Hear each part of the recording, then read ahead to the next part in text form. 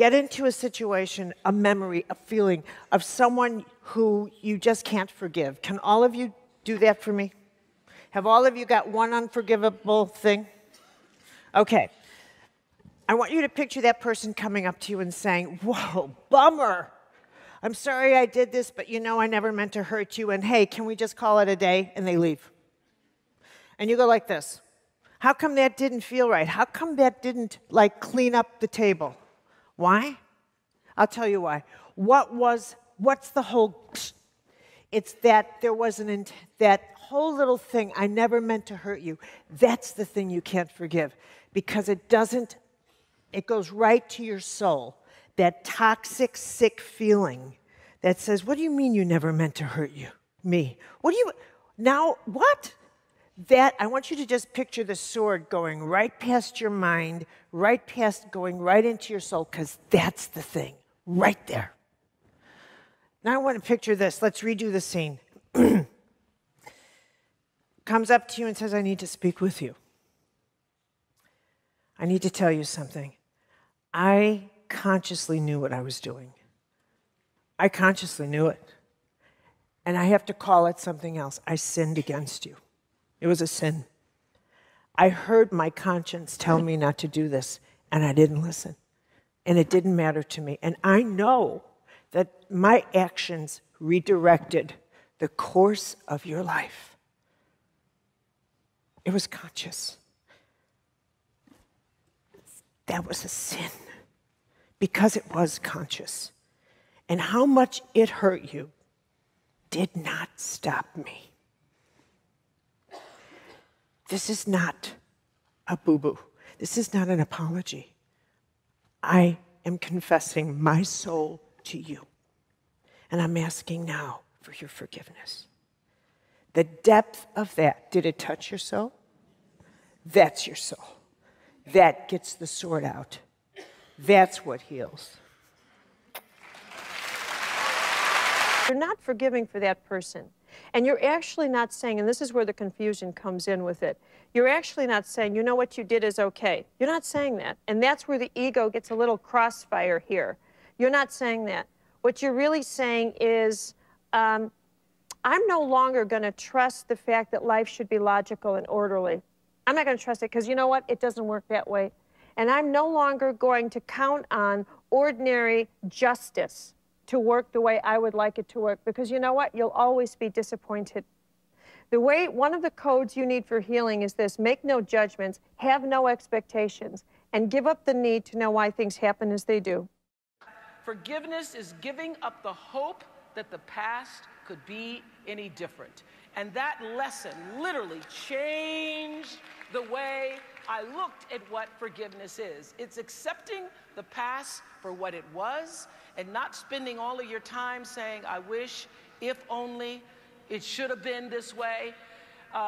Because what we've learned is forgiveness is like medicine that can heal your pain, it can bring you peace, and ultimately, this is what we want for all of you, to be free.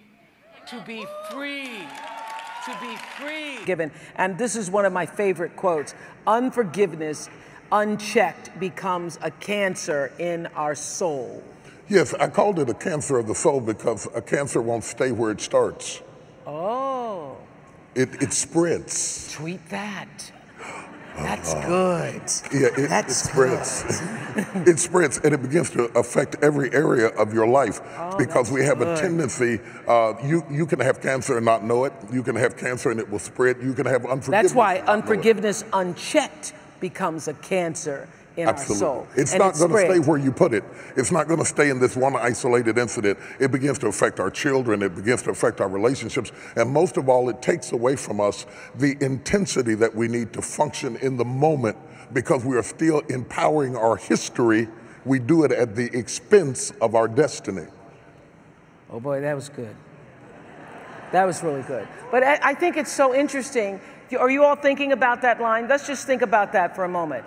Unforgiveness unchecked becomes a cancer in your soul. Think of the ways it has affected the way you treat other people, the way you react in given situations. It affects your mood, and it affects your attitude, and it affects your behavior. It affects everything. That's what you mean by it just doesn't stay in one place. No, you're angry with your ex-husband. You're married to your new husband. The moment he does anything that remotely reminds you of where you've been, you overreact, because it's spreading to other areas of your life. And not only does it cause you to overreact, it also causes you to build walls around you from living your life to the fullest. In order to be successful at anything, you must be fully engaged. Right. It's going to take every ounce of you to produce what you're trying to get done. Right. And if you fuel anything that is negative, see, cancer eats up positive cells. Right, right. And unforgiveness, it not only is malice, but it eats up your personality, your creativity, your energy, your spirituality. It's too much of a price to pay to hold on to. And if you're going to spend all that energy energizing where you've been, wow, then you're not going to have the fuel and the fire and the tenacity and the aggressiveness that you need to energize where you're going. So touch somebody and say, let it go. Let it go. Wow. Women are taught to think that it is powerful to hold people hostage with what they did wrong, that's your power, that's how you get back. No, I didn't forget it, and I'm strong, and I'm tough. But it takes more strength to forgive than it does to be vengeful and angry. And the worst part about it is, I really believe that forgiveness does not exonerate the perpetrator. It does not justify their behavior. Forgiveness is a gift you give yourself. Because you let it go. Because you let it go so that you are available to be your highest and best self. And because you are saying that it is not stronger than me. It is not stronger than me. I disconnect from it as a sign that I am in control of it, and it is not in control of me.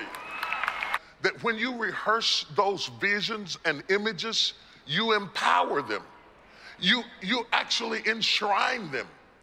I decided to cast down the idols of my history and to embrace the possibilities of my destiny, so that I was available when God's roll call was made. Are you present and available for what I want to do in your life right now? My hands are free. Here I am. Pick me. I'm ready to go. But in the beginning, it's hard. You know, if somebody has really harmed you, because I remember when you told me that, I was like, okay, I'm going to pray for them. You can't even bring yourself to, I mean, how do you pray for somebody who you feel has really harmed you? So what, it's easy to sit there with the anger and the toxicity and the bitterness? That's easy?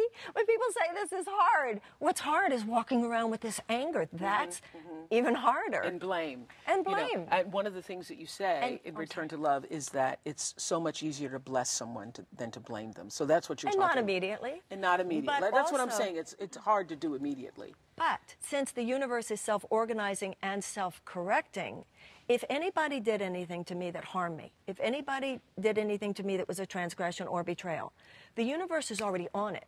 The universe has a way to make sure that I get whatever in the material world that person took away from me. I call that the principle of divine compensation.